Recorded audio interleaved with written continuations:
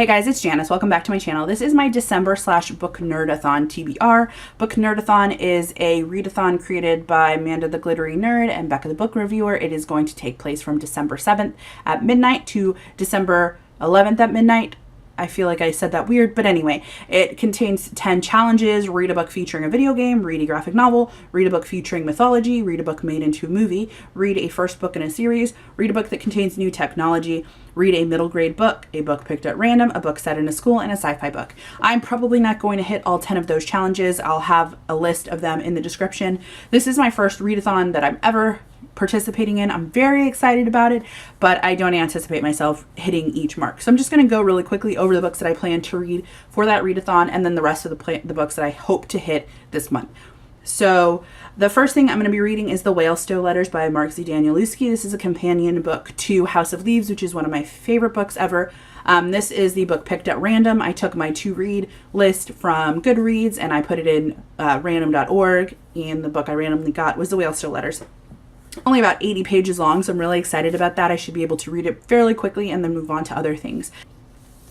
The next book I'm going to be reading is The Knife of Never Letting Go by Patrick Ness.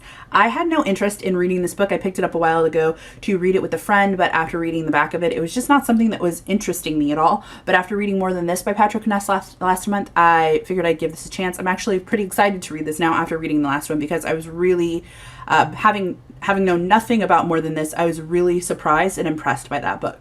So I'm excited to check this out. Plus, I heard it's great, so. I'm also going to be reading The Lost Hero by Rick Riordan. This counts for multiple ones, a book featuring mythology, a book, first book in a series, a middle grade book. So that I'm also reading this one.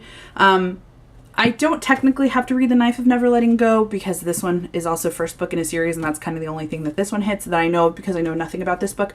But I really want to read the Heroes of Olympus series. I've read this book before, but I need to reread it. And funny story about this book, like I'm so bad at taking care of books. I've moved 15 times since getting this book, and I got it at a book signing. So it really sucks because it's like in crappy condition and I hate that, but I'll never get rid of it because it's autographed. If I can open the page, come on. So it says, to Janice, Rick Riordan. It was so funny when I was getting this book because I was in line to get it signed and somebody was like, oh, don't stand in the line. That's just for the people getting it signed. You know, you can just have your kid in the line. And I was like, I don't have a kid. I'm just in the line to get it signed for myself. Okay. So I was a little embarrassed by that, but not that much. The next thing I'm picking up is Persepolis.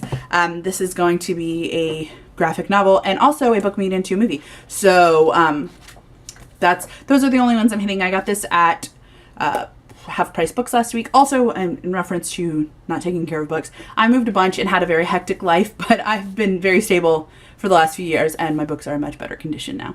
So I have The Son of Neptune and The Mark of Athena and they look great. So, but I'm really excited to read this. So those are the only books that I'm reading for the Book Nerdathon. And then there are a few other books that I am reading just for the rest of the month.